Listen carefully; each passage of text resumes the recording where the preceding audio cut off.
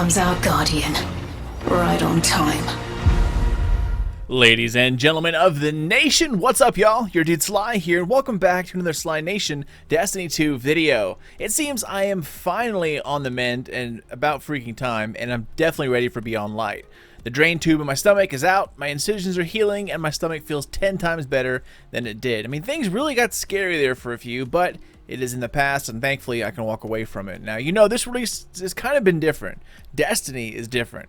Usually every release has me like schoolgirl giddy, and while I am excited about Beyond Light, I wasn't really as excited as I usually am. That was until I saw the recent Vidoc. One thing Bungie has mastered is their ability to sell a product. I've been wanting to learn about exos since 2014. Europa has been talked about for years, Uldren has been a question mark since Forsaken, and so many other things are finally coming to light, and I am finally stoked about Beyond Light. So in this video, let's bunker down for a breakdown of the recent Vidoc and take a look at some of the things I noticed while also freeze framing some of the more curious moments within. We'll talk about the Vanguard, Uldren, our Guardian, Europa, and of course the recently released roadmap. As always, the links for the Vidoc as well as other things I mentioned within this video will all be listed down below in the description box if you wish to check it out for yourself, which I always highly recommend. And with that, y'all, let's begin. First off, how dare Eric wear a Matter hat in Destiny 2, especially Destiny 2 Vidoc? Pfft, dude, come on. In any case, we start off with the usual intro. Mark Noseworthy and Luke Smith end up talking about the next major story intro for Destiny 2. It shows off some notable locations within Europa, and then we see three characters who seem to be central to this expansion. The Stranger, who was always to believe to be Elsie Bray, which we now know is true. We then have Eris Morn and of course the Drifter. It starts out with them actually kicking some ass together, which I believe is the first time we see Eris actually fighting. It's always awesome to see the NPC leaders in Destiny 2 down there in the trenches. If you guys remember the Destiny 2 Red War campaign at the very beginning when you fought with Zavala, even though it was just a small little section, that was actually one of my more favorite moments of the campaign. Next, one of the coolest ships in the history of Destiny makes an appearance. The Exo Stranger ship, at least I'm assuming it's the Exo Stranger ships, that mimics that of her fish ghost, and I definitely need it. I hope it's a reward at some point. She gave us her weapon once, right? So why stop there? Now, as you watch this video, one thing is made abundantly clear. Bungie has made an absolute butt ton of new hires. Half of the people in this Vidoc I've never seen or heard of before. This means, at least to me, most of the devs that we know or have known have been moved over to Bungie's new IP called Matter. Now, this isn't a bad thing though. New hires bring new ideas, new art direction, new inspiration, which is something this game needs if it's going to stick around and remain relevant. So definitely not a bad thing, just an observation. In any case, at this point in the video, they talk about the splitting of the Vanguard. Some of the Vanguard want to learn about the darkness and understand what it wants, try to talk to it, while the others just want it gone. And of course, by force. According to the video, this comes to a head in Beyond Light, which then leads into a curious part of the video, this right here. We see Zavala as well as Osiris, both men of huge repute within this game, standing with Cabal. And not just any Cabal, but Centurions, and you can tell they are top brass by their decorated wings, especially the one on the left. Now, this could be something to do with Emperor Callus, or perhaps it could be an alliance due to the fact that the four zones have been taken by the darkness, and now even the Cabal know they cannot beat it back alone. Seeing Osiris in here is kind of curious. Since Mercury and the Forest have fallen under control of the darkness or have obliterated it, he needs new mysteries to solve, so I'm assuming he comes back to the tower. As you'll see later on in the video, Osiris plays a big part in the new season.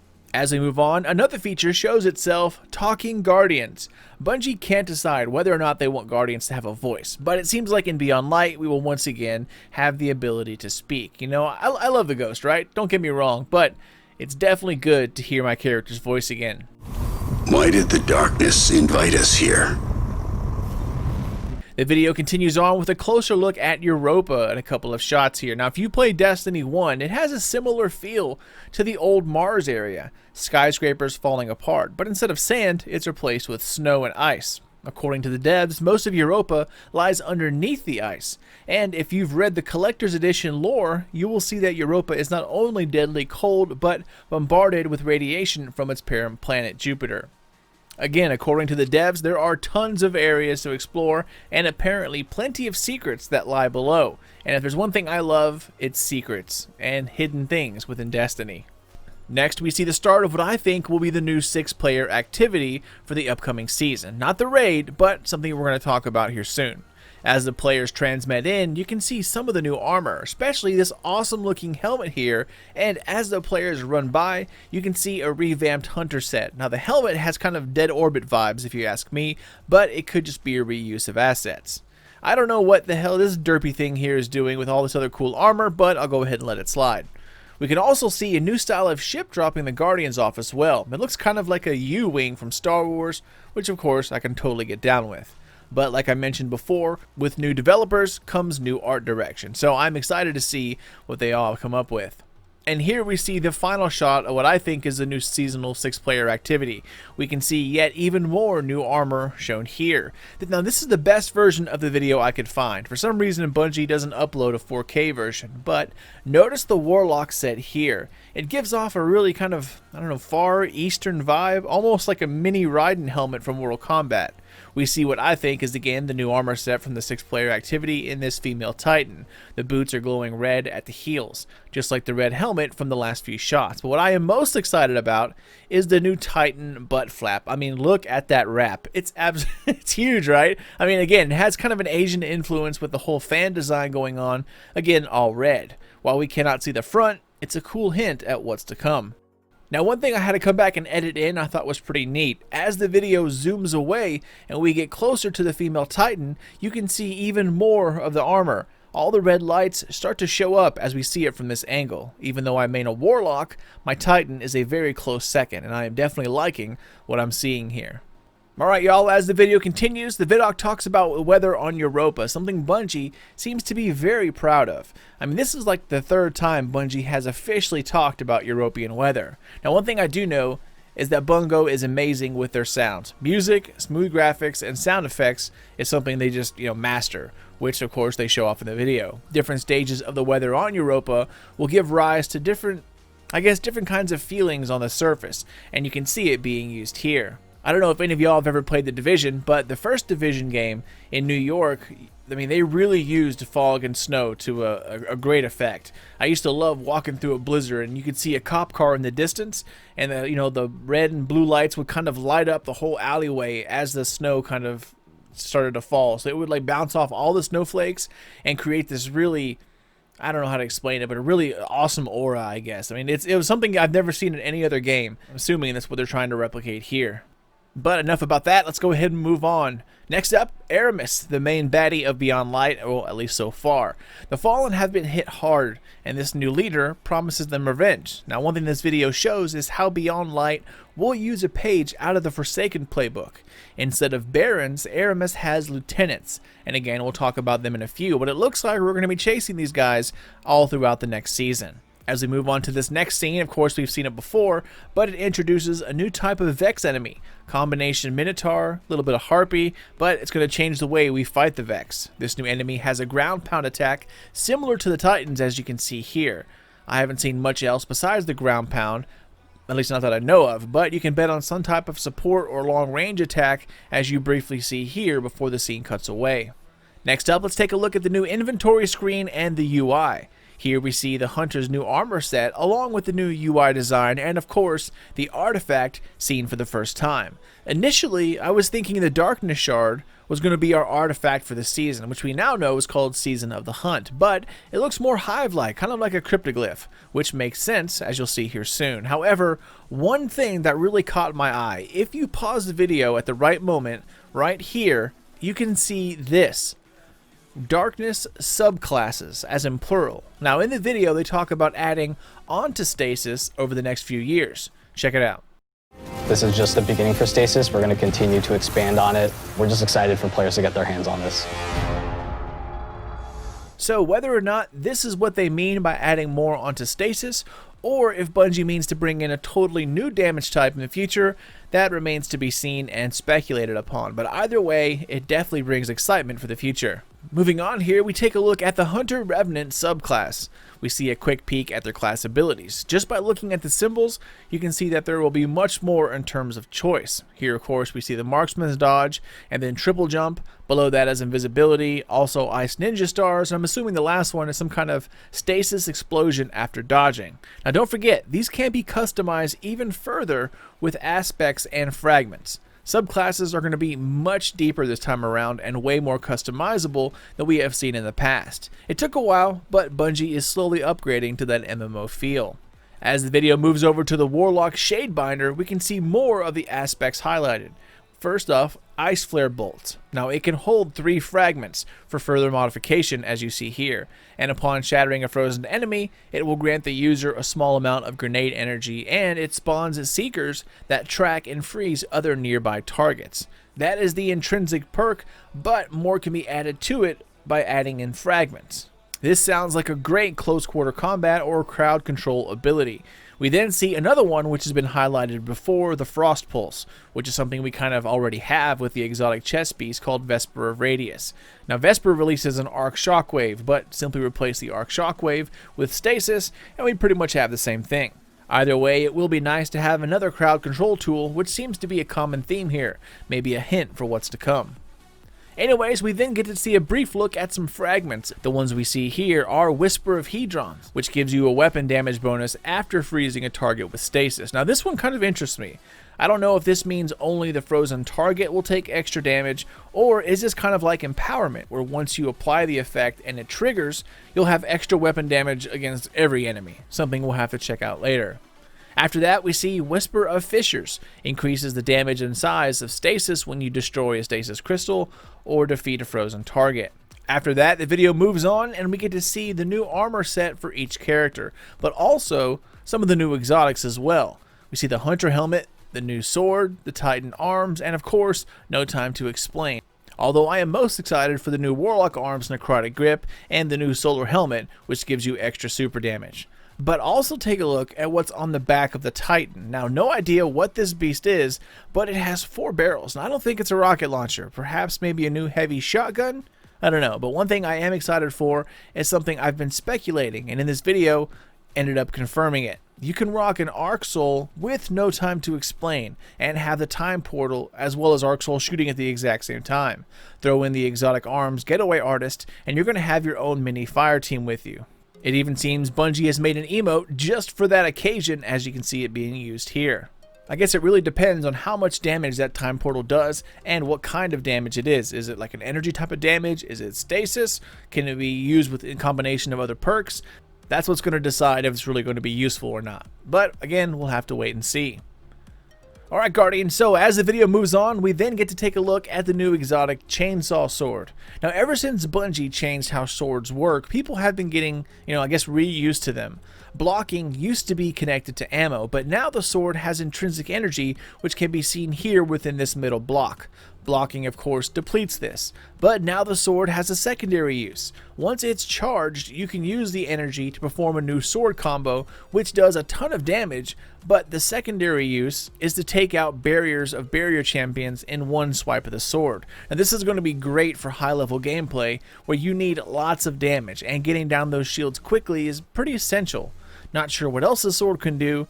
Hopefully there's some kind of crazy thing you can do with the chainsaw, but I have a feeling there's going to be more to this beast. Alright guys, next up, for those of you who joined us in Destiny 2 and have yet to play the first game, you're going to be in for a treat. The Cosmodrome is pretty much where Destiny was born. I mean, it might be plain compared to the Dreaming City or other newer areas, but it's complete nostalgia for me. Here you can see one of the first strikes, Will of Crota, or the Omnigul Strike. I used to farm this strike for hours upon hours, trying to get an OP weapon at the time to drop. But those are just like one of many great memories from back in the day. But before I get lost in nostalgia land, notice the Warlock's perk kick in right here. He or she starts off with nothing, but then in one melee, via the spreading of necrosis, Swashbuckler ×5 kicks in. Now this is pretty sweet because you can take care of a ton of trash mobs and then immediately have a high damage attack ready for whatever's next. Aside from that, take a look at the name bar at the top left. The Disgraced. Defeat Navoda. Unless I just do not remember this name, this seems to be a new part of the strike, but again, something we'll check out soon enough. So as the video moves on, we then get to talk about new light and the new experience for new Guardians. We finally get to see the Cosmodrome map as well. At first, I wasn't so sure about what's going to be included. If you remember the TWAB from months ago, they talked about that it wouldn't really be full D1 parity until after year 4. So that kind of threw it up in the air as to how complete it would be.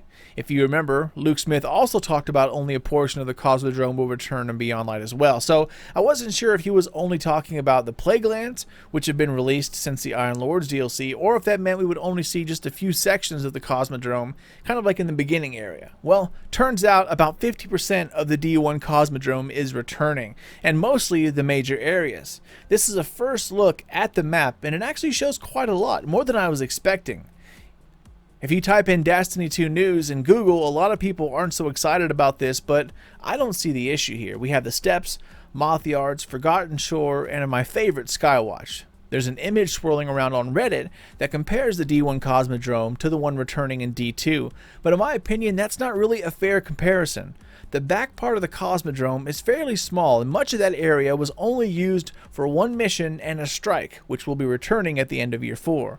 So while there are areas that will be cut, it's really not as bad as people are making it out to be. The biggest area is of course the Plague Lands, and we knew that wouldn't be there to begin with.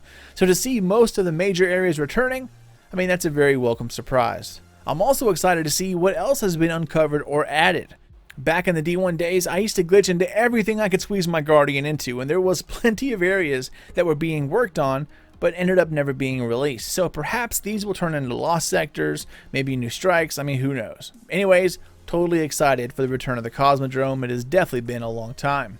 Now, if you've been watching or reading articles or keeping up with Beyond Light over the past few months, then you've no doubt seen the new Cosmodrome vendor Shaw Han. Just about everyone thought Shaw was Prince Aldrin due to the helmet and due to the fact he was lurking around the Cosmodrome, but sorry Paul Tassi, you guys were wrong. Shaw Han is the new Cosmodrome vendor and sort of like a guide for new players coming into D2 as you start you off in the campaign.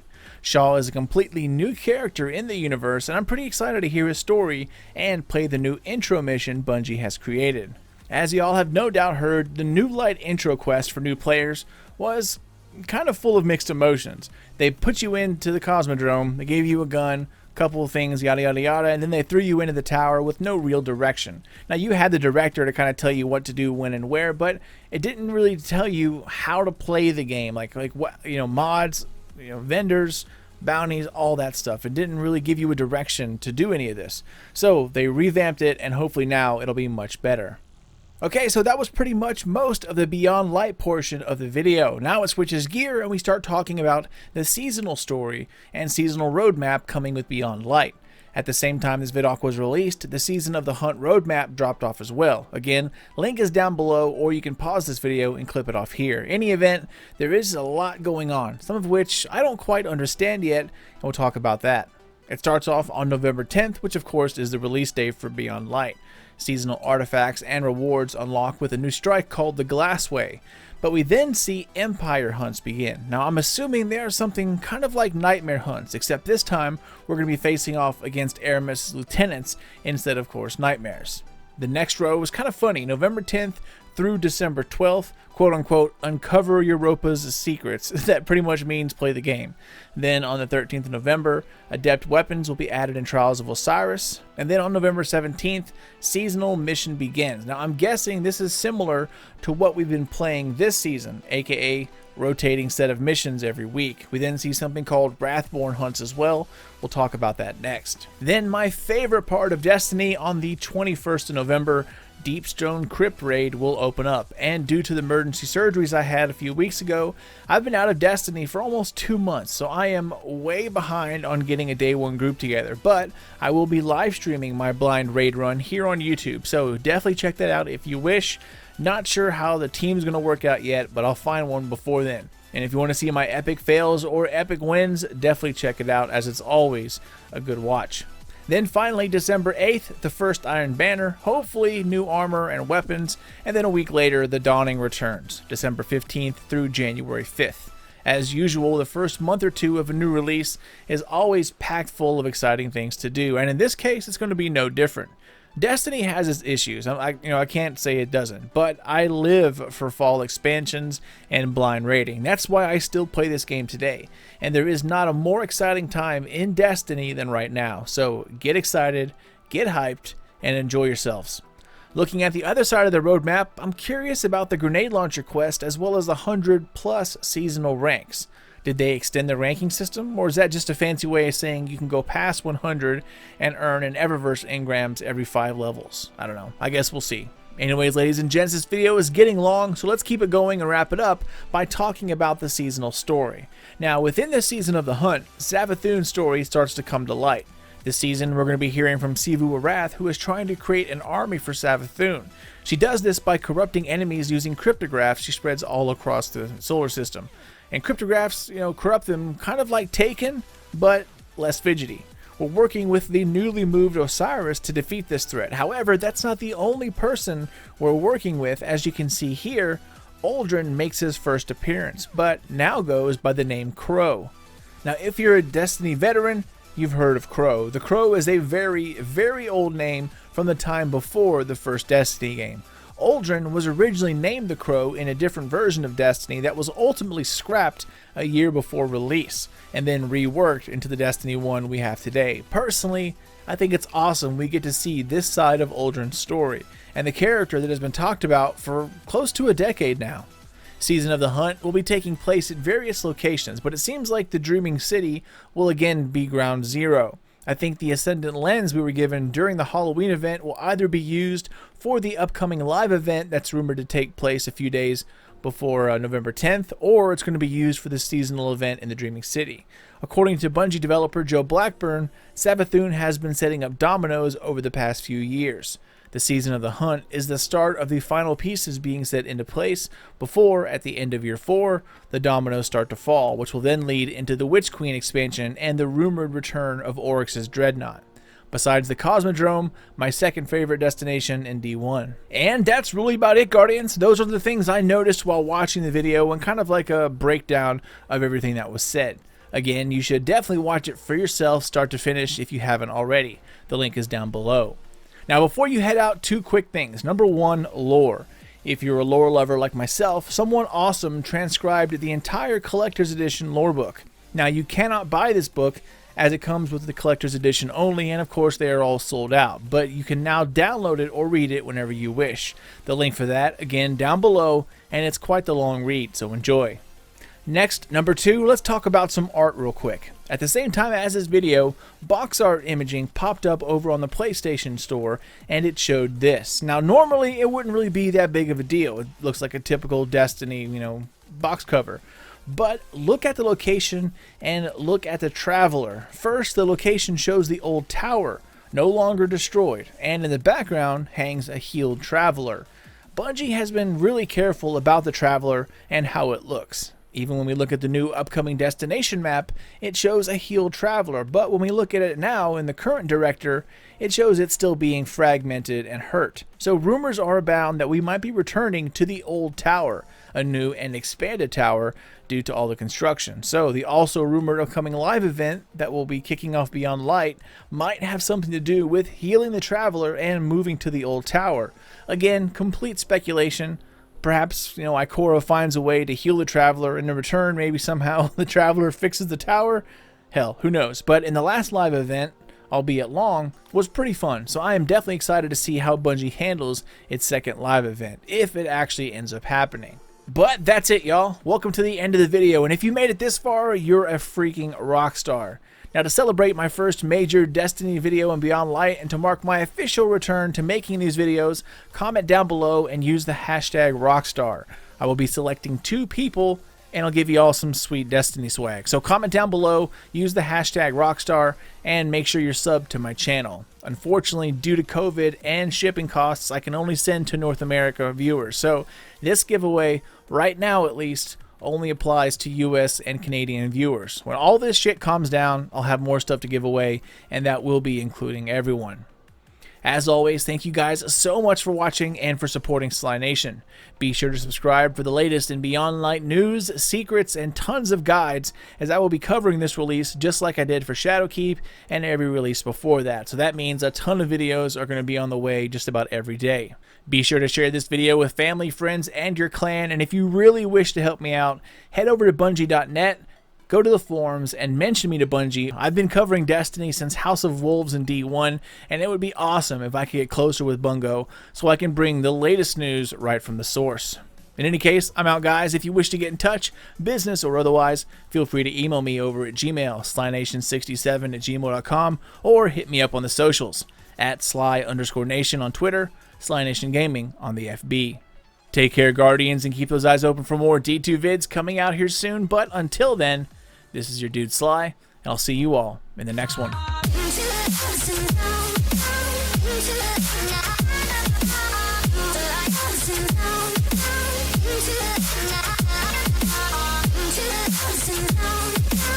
Into